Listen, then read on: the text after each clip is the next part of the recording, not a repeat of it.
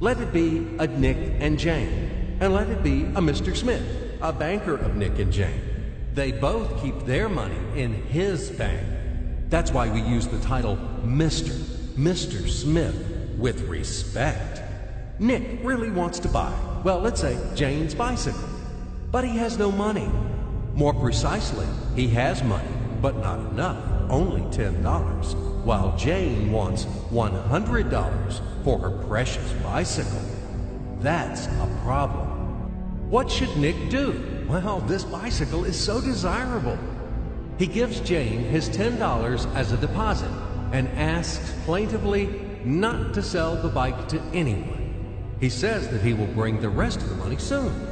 At the same time, he runs to his bank, to the respected Mr. Smith, to get a loan for the missing $90. As ill luck, Mr. Smith has no money at this moment, but he knows perfectly about $10, which Nick gave to Jane. And where will Jane bring his money to? That's right. She will put these $10 in her lovely bank to the same Mr. Smith. Therefore, Mr. Smith asks Nick to come back tomorrow in the hope that tomorrow he will get these $10.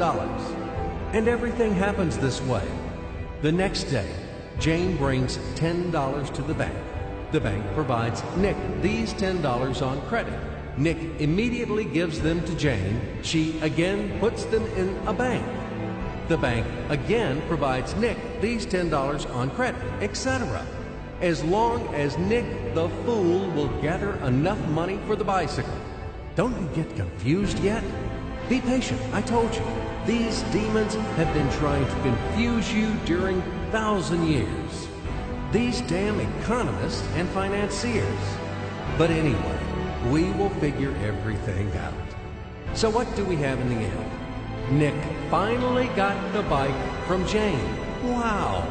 But at the same time, Nick owes $90 to the bank, Mr. Smith. And the bank, in its turn, owes $100 to Jane. In other words, those $10, which existed initially, have magically turned into $200, $190 of debts plus real $10. But these $10 would also turn into $1,000, even in a million or a billion, if Nick would make a more expensive purchase. In this case, our $10 would make the increasing number of its cycles, circuits from hands to hands. That's it. So, what happens in today's world?